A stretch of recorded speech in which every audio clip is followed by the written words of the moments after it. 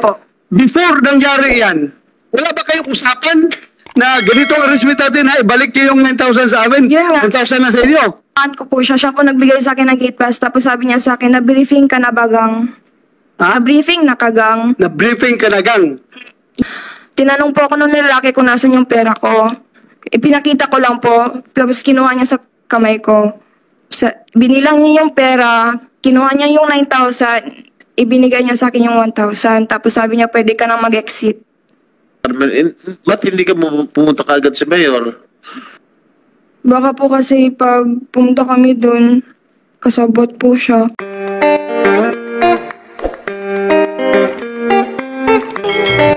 Sino una magsalita? Mayla, go ahead. You know, yan yung maganda. Ipakita niyo mukha ninyo. Then because you are telling the truth. If you are telling the truth, huwag kayo matakot. Huwag kayo matakot. Andito na nga kayo eh. Harapin niyo yung katotohanan. Sabihin yung buong katotohanan. Go ahead, Mayla. Ano po, yung mention po ni Mayor na si Wency po, kaibigan ko po yun. Sino? Na-mention ni? Wency po. Na-mention ni Mayor Bahagi. Kaibigan ko po yun. Okay. Sabi ko po siya nag-complain. Okay. Wala pong prinamis na pera. Napunta po kami doon kasi biktima kami. Nabiktima po kami ng educational assistance na 10,000 na tatanggap namin. Binigay sa amin yung 10,000, pero pinapunta kami dun sa isang kwarto. Akala namin pag nakuha na namin yung pera, pwede na kami makalabas. Hindi. Pinapunta po kami dun sa isang kwarto kung saan may tao po dun na kukolektahin yung pera.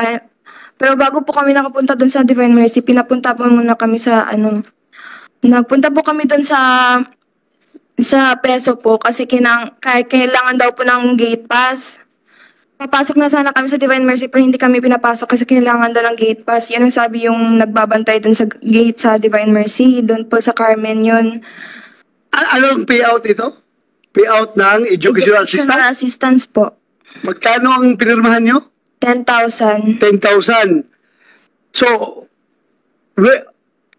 siguro college student ka na, di ba? First year college. Third year college. First year po.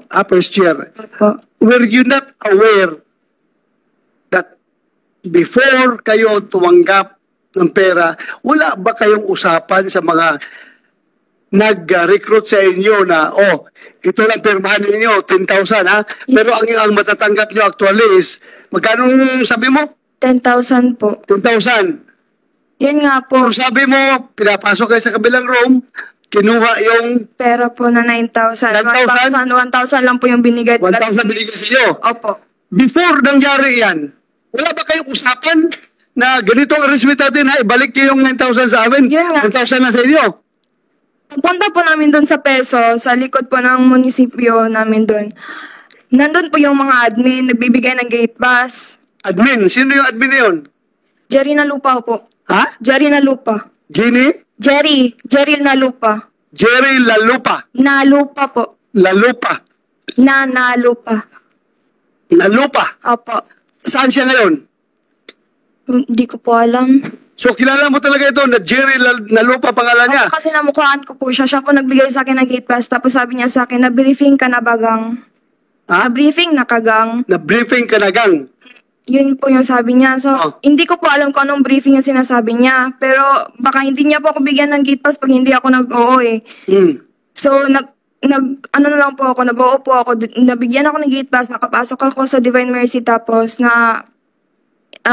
ni-review po na yung mga documents na naipasa namin para... Hindi mo tinanong kung anong briefing? Wala kang tinanong? Wala po kung tinanong kung anong briefing kasi wala po talaga akong alam. Kasi ang alam ko lang po, kukuha po ay makakatanggap po kami ng educational assistance. Okay, continue. Pagkapasok po namin doon, na-review na po yung mga documents namin, na okay na po, pinatawag na kami by batch.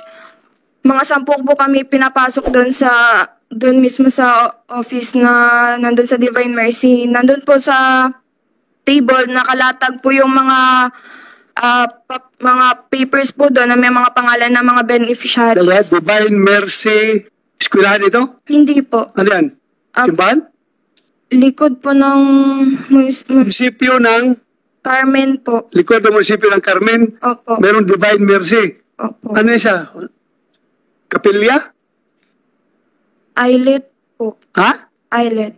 Ha? Divine Mercy Islet po. Islet. Pero Office of the Mayor na po ngayon. Office of the Mayor. Ano, you confirm, Mayor Bagi, merong Divine Mercy, ano yan siya? Thank you, Mr. Chair. Yeah. Bago ko po sagutin yung tanong ni Mr. Chair, gusto ko lang klaruhin, hindi ko yung statement, Mr. Chair. Yun yung statement ni Wency, sulat kamay niya, nag-translate ko na. So that I wanted to make for record. The committee recognizes that appreciation, ha? Kanyan, affidavit niya.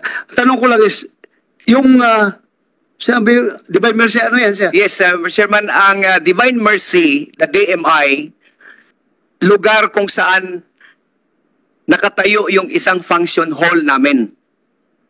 Function hall, sa likod lang ng munisipyo. Okay, okay. Then within the function hall, there is a room that has a restroom. Okay.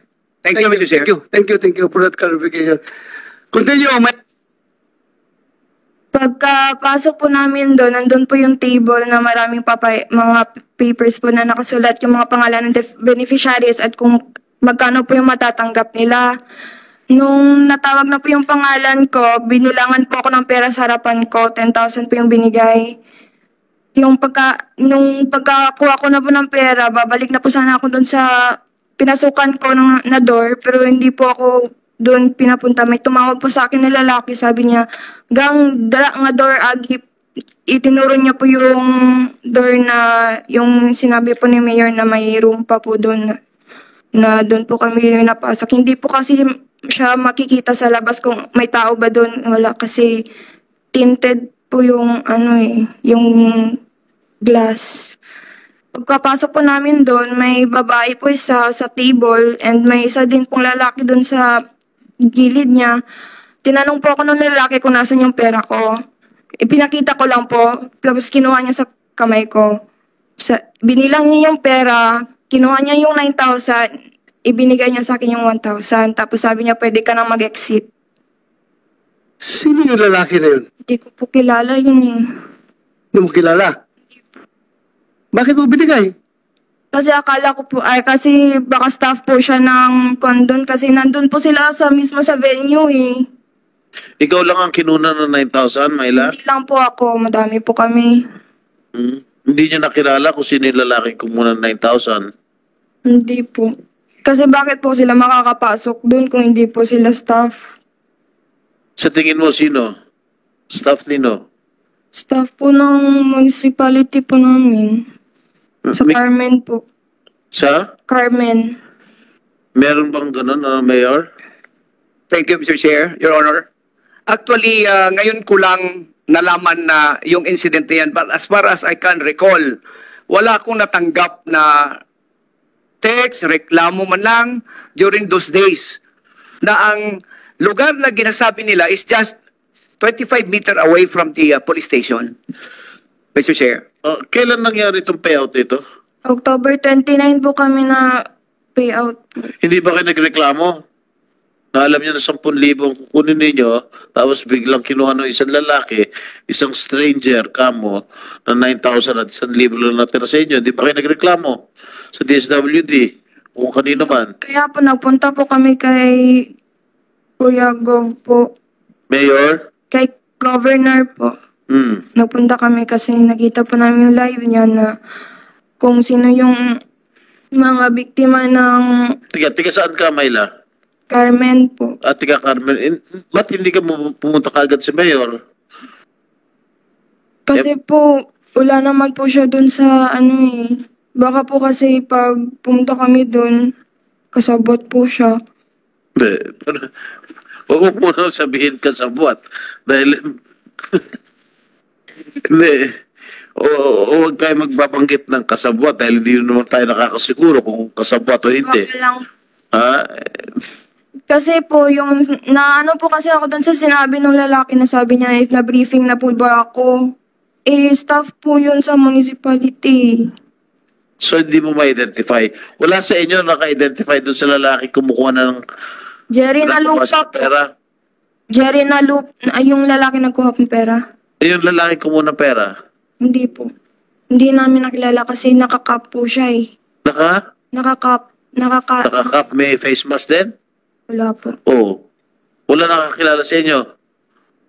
Ha? Yung minention mo name, Nalupa? Jerry na lupa po Oh. yung admin na nagbigay sa akin ng gate pass.